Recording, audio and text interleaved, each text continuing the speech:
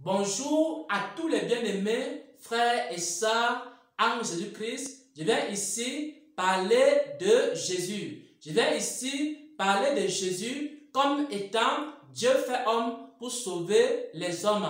Comme étant Dieu qui s'est fait homme pour venir sauver l'humanité. Pourquoi est-ce que Dieu était-il obligé de se faire homme pour venir sauver les hommes? Est-ce qu'il n'y avait pas un autre moyen pour sauver les hommes? Est-ce qu'il n'y avait pas une autre méthode pour sauver les hommes?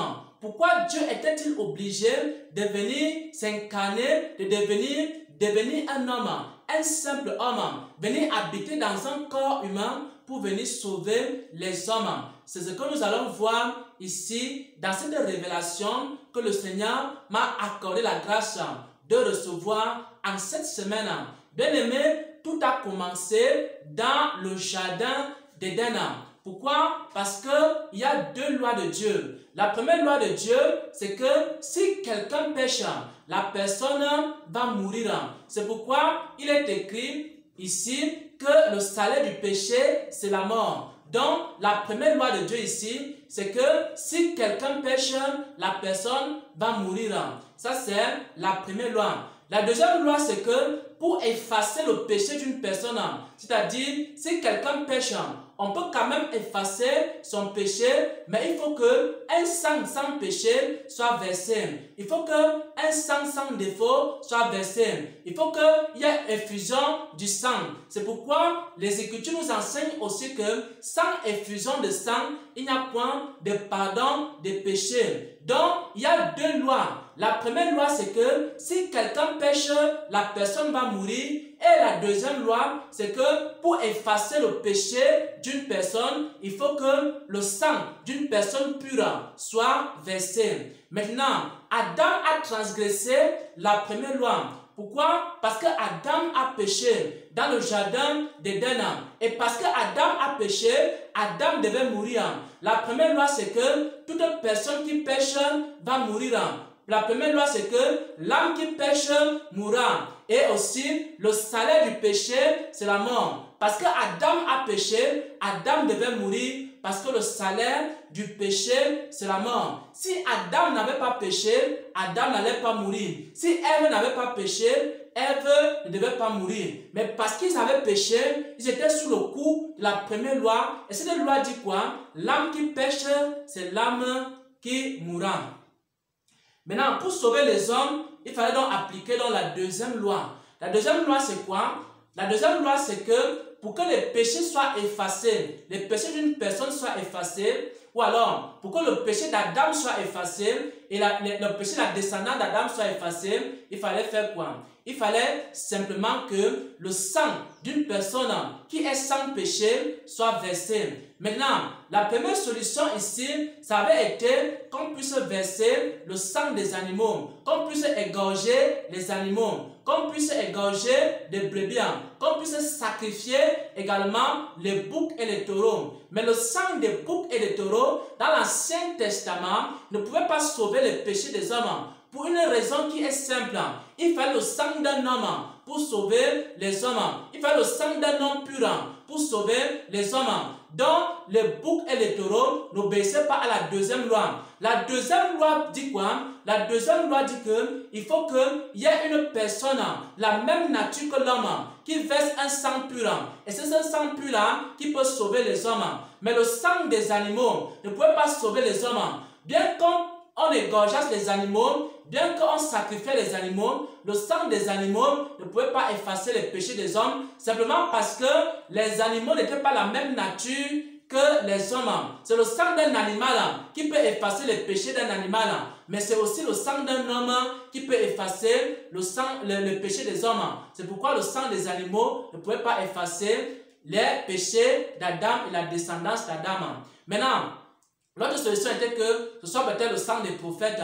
Mais tous les prophètes avaient péché. Abraham avait péché. Il avait dit des mensonges. Moïse avait péché. Il avait même tué. Et David avait péché. Il avait commis l'adultère.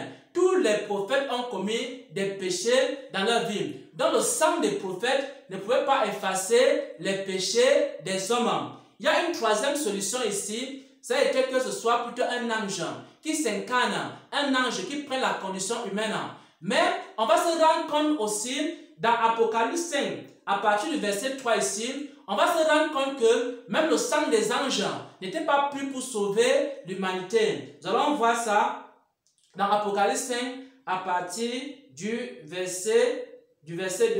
Et je vis un ange puissant qui cria d'une voix forte, qui est digne d'ouvrir le livre et d'en rompre les sceaux. Et personne dans le ciel, il n'y a eu aucun ange dans le ciel, il n'y a eu aucun archange dans le ciel, il n'y a pas eu un chérubin dans le ciel, il n'y a pas eu un séraphin dans le ciel, il n'y a même pas eu l'archange Michel, il n'y a même pas eu l'archange Gabriel. Aucun de ces anges-là n'a été qualifié pour venir sur la terre, s'incarner en tant qu'homme. Pourquoi? Parce que les Écritures nous enseignent aussi que Dieu trouve des défauts même dans ses anges. Parce que les anges aussi avaient des défauts, comme les prophètes. Le sang des anges ne pouvait pas sauver les hommes, ni le sang des prophètes, ni le sang des animaux. Il est écrit ici donc, personne dans le ciel. Pourquoi personne dans le ciel? Parce que les anges aussi avaient des défauts. Leur sang, s'ils venaient s'incarner en tant qu'homme, leur sang n'était pas pur. Maintenant, ni sur la terre. Pourquoi? Parce que les prophètes qui étaient sur la terre, leur sang n'était pas pur parce qu'eux-mêmes avaient péché. Ni sur la terre ne put ouvrir le livre, ni le regarder. Il y avait donc une seule solution. Il restait une seule solution. Il restait une seule solution. Il fallait que Dieu lui-même, qui est parfait, il fallait que Dieu lui-même, qui est sans défaut, il fallait que Dieu lui-même, qui est sans erreur, il fallait que Dieu lui-même, qui est sans péché, qu'il vienne sur la terre, qu'il prenne la condition humaine, qu'il devienne homme. Et Dieu était obligé de devenir homme. Et parce que Dieu s'est fait chair, alors il est donc devenu Jésus-Christ. La parole de Dieu qui était au commencement avec Dieu, la parole de Dieu qui était Dieu depuis le commencement, elle était obligée de venir maintenant s'incarner sur la terre en tant qu'homme, Et la parole, lorsque la parole est devenue homme, cette parole est devenue maintenant Jésus-Christ. Donc, Jésus-Christ est qui? Jésus-Christ est Dieu fait homme pour venir sauver les hommes. La parole de Dieu qui était au commencement, Dieu qui était au commencement, il est venu sur la terre. Il s'est fait homme.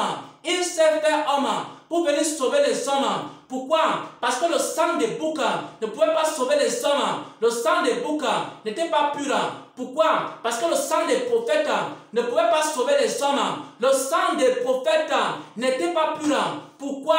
Parce que le sang également des anges, des archanges, des chérubins n'était pas pur pour sauver les hommes. Et pourquoi? Parce qu'il n'y avait que le sang de Dieu lui-même. Il n'y avait que Dieu lui-même qui était parfait. Et son sang était assez pur pour venir sauver les hommes. C'est pourquoi Dieu va quitter son trône. C'est pourquoi Dieu va quitter son trône. C'est pourquoi Dieu va se dépouiller des attributs de sa divinité pour venir maintenant sur la terre. Pour venir maintenant vivre comme un simple homme. Pour prendre ce corps charnel. Pour prendre ce corps mortel. Pour être un simple homme. Le Créateur qui vient maintenant pour devenir la créature. Et pour sauver la créature. Quel amour il nous a manifesté. Bien-aimés frères et sœurs en Christ, est-ce que tu peux adorer Dieu? Est-ce que tu peux célébrer Dieu? Est-ce que tu peux exalter Dieu aujourd'hui pour ce qu'il a fait pour toi sur la croix de Golgotha? Parce que sur cette croix de Golgotha, il y a un sang qui était en train de couler. On a percé son côté, on a percé sa côte. Et pendant que sa côte était en train d'être percée, alors ce sang qui était en train de couler, c'était ce sang-là qui effaçait tes péchés. Pendant que ce sang coulait, tes péchés étaient effacés. C'est ce sang-là qu'il est venu verser. Bien-aimés frères et sœurs en Christ, ce n'est pas pour rien que Dieu est venu sur la terre. Il est venu sur la terre pour une simple raison. Il n'y avait pas un seul homme qui était qualifié. Il était obligé de s'incarner en homme, de par la nature humaine, pour venir sauver l'homme. Oh mon Dieu, mon roi, adore Dieu, adore ton Père, adore ton Seigneur, adore le roi des rois, pour l'amour qu'il a manifesté envers toi, pour la grâce qu'il t'a accordée aujourd'hui. Viens seulement à lui, viens seulement à Jésus avec tes péchés. Reconnais seulement tes péchés, reconnais seulement tes erreurs, reconnais seulement tes erreurs. Parce que c'est un don gratuit, parce que le sang là est gratuit. Tu n'as pas besoin d'acheter le sang de Jésus pour que ça efface tes péchés. Tu as simplement besoin de reconnaître également tes péchés, de confesser tes péchés et de demander au Seigneur Jésus-Christ d'effacer tes péchés par son sang qui a écoulé à Golgotha. Et tous tes péchés seront effacés. Même si tu as commis le meurtre, ça sera effacé. Même si tu as commis l'adultère, ça sera effacé. Même si tu as menti, ça sera effacé. Même si tu as convoité, ça sera effacé. Même si tu as détourné l'argent, ça sera effacé. Quels que soient les péchés que tu as commis, les grands péchés, les petits péchés, le sang de Jésus est pur. Il est puissant pour effacer tes péchés. Dépose tes péchés auprès du Seigneur. Confesse tes péchés. Et le sang de Jésus-Christ, va effacer ces péchés-là. Et maintenant que le sang de Jésus a effacé tes péchés, commence à vivre maintenant dans la sainteté, dans l'obéissance à sa parole. Au nom de notre Seigneur et Sauveur Jésus-Christ. Amen.